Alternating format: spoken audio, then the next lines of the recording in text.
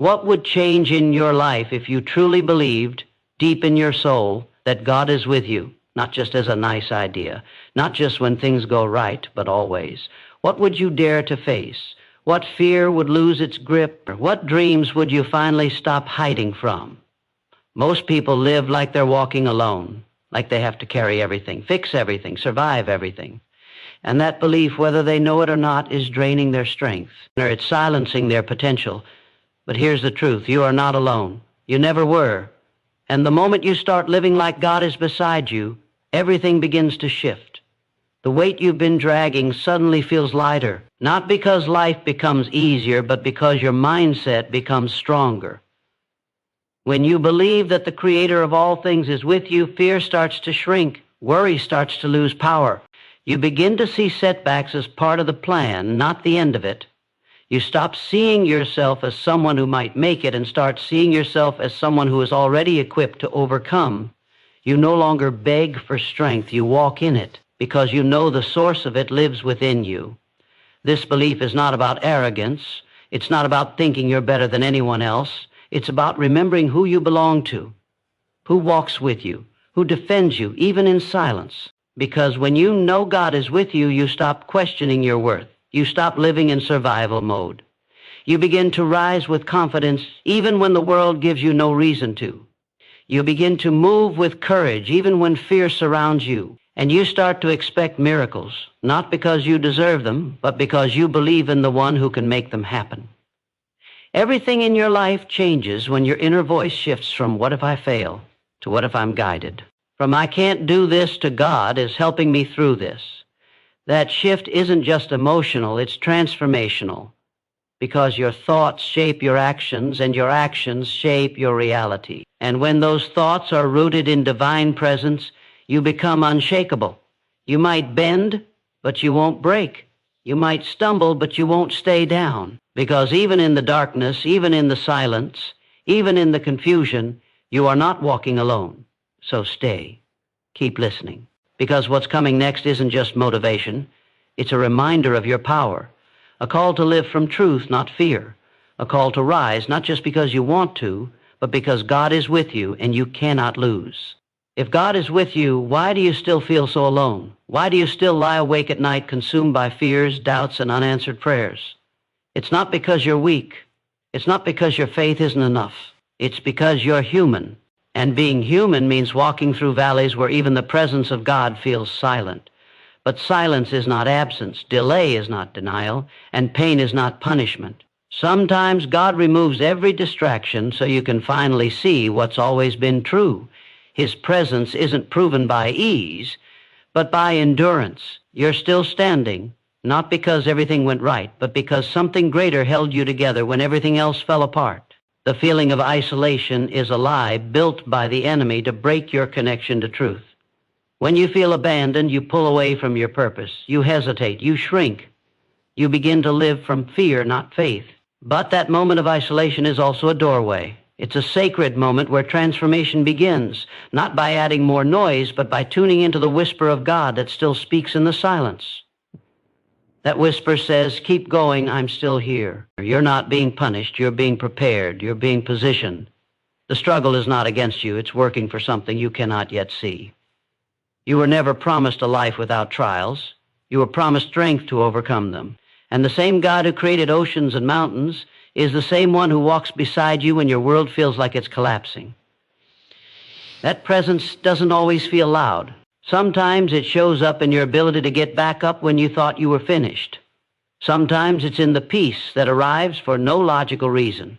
And sometimes it's in the fact that your heart is still beating, even after everything it's been through. That is not weakness. That is evidence. You are not alone. The world may try to convince you that you're forgotten, that you're just another person trying to make it through the chaos. But you are known. You are seen. You are deeply loved by a power that does not sleep, does not lie, and does not leave. Every moment of confusion is still under divine control. Every unanswered question is held in the hands of a God who sees the full picture. You only see a page, but He's already written the ending. And the ending is victory, not because of your strength, but because of His. Hold this truth close. You are not waiting to be rescued. You are being refined. Every tear, every delay, every closed door has meaning. You're not off course. You're on holy ground. So take a breath. Feel the weight lift. You are not alone. And the moment you believe that deeply and completely, your entire life begins to rise in power because God is with you. And when He is with you, you cannot lose. Fear is loud. It screams your failures. It replays your regrets. It paints worst-case scenarios and calls them reality. But fear only grows in the absence of truth. And the truth is, you are not defenseless. You are not fragile. You are not at the mercy of your circumstances. When you believe that God is with you, fear may still knock, but it can't live inside you anymore because something stronger takes its place. Faith. And faith is not the absence of fear. It's the refusal to let fear make your decisions. It's choosing to walk forward, even when your legs shake, because you know you're not walking alone. You are not created to live small, play safe, or back down. But fear convinces you that you must. It tells you that your dreams are too big, that your voice is too small, that your pain is too permanent. But those are lies, because fear is a liar, and its only power is your permission. The moment you stop feeding it, it starves. The moment you stop agreeing with it, it weakens. And the moment you remember who you belong to, it loses all control. God did not give you a spirit of fear. He gave you power. He gave you love. He gave you a sound mind. And when you step into that truth, fear starts to break. Every fear you've ever had is a doorway, a test, a chance to prove that what lives in you is greater than what comes against you. When you declare that God is with you, you declare war on the voice of fear. You begin to choose purpose over panic. You begin to trust timing over control. You begin to act boldly, not because you see the finish line, but because you know who's guiding the path. Fear says you might lose, but faith answers, even if I do, I'll rise again. Fear says you're not enough, but truth speaks louder. I am more than enough, because God is with me. You have to decide what voice you will serve, because the voice you believe becomes the life you live. Will you keep feeding fear with your energy, your attention, your thoughts? Or will you feed faith even when the outcome is still uncertain? Every day you wake up, you have a choice. And the most powerful choice you can ever make is to look fear in the face and say, not today, not anymore, I am not alone. Let fear be the signal, not to run, but to rise. Let it remind you of your power. Let it push you deeper into trust. You are not here by accident. You are not meant to stay stuck in survival. You are built to overcome because the God who formed you walks with you. And when God is with you, fear becomes small, doubt loses power, and your future becomes unstoppable. You cannot lose, not when you are grounded in truth, not when you are backed by heaven, not when God is with you. You cannot walk in victory with a defeated identity. The way you see yourself shapes every decision you make, every dream you chase, every fear you face. If you still see yourself as broken, as unworthy, as forgotten, you'll keep playing small. But when you begin to see yourself through the lens of divine truth, everything changes. You are not the same person who once doubted, feared, or failed. You are chosen. You are covered. You are strengthened by a power that lives within you. And once you realize who you really are, you stop seeking approval and start walking in purpose. This isn't about pretending to be strong. It's about becoming unshakable because you know where your strength comes from. When your identity is rooted in God, you don't crumble under pressure. You rise under it. You don't run from challenge. You grow through it. Because you understand that your worth isn't built on performance. It's built on presence. And God's presence in your life is not based on your perfection. It's based on His promise. That means your identity isn't tied to your past. It's anchored to His plan, and His plan never fails. You're not just someone trying to survive another day. You are a warrior in the making. You are a vessel of strength, peace, and power. You're not what the world labeled you. You're not what the failure whispered to you. You are who God says you are. And He says you are fearfully and wonderfully made. He says you are victorious. He says you are enough. The more you repeat that truth, the more it becomes your reality. Because your brain responds to repetition, and every time you declare truth, you rewire your thinking and rebuild your strength. The world wants you to shrink, to doubt, to delay, to disappear, and to fear. But God calls you to rise, not because you're perfect, but because you're His. When you embrace that, you stop being controlled by insecurity. You stop chasing validation. You stop living in the shadow of who you used to be. Your identity becomes a weapon, a light, a foundation. And from that place, you make decisions differently. You love boldly, you forgive fully, you live freely, because you no longer operate from fear, you operate from faith. Every time you face a challenge, it's not meant to destroy your identity, it's meant to reveal it, to remind you that you are more than the pressure trying to break you. You are the person God is shaping through it. So let the fear rise, let the pressure build, let the doubt try to creep in, and then stand. Stand in the truth of who you are. You don't have to chase strength, you already carry it. Because when God is with you, you stop asking if you're enough. You start knowing that you are. And when that truth lives inside you, you stop living like a victim. You rise like a warrior, you walk like a child of God, and you live like you cannot lose. You were not created to live in hesitation. You were not made to second-guess your worth, your strength, or your purpose. When you know God is with you, it's time to live like it. It's time to move with certainty, to speak with confidence, to act with boldness. Not because everything makes sense, but because your foundation is unshakable.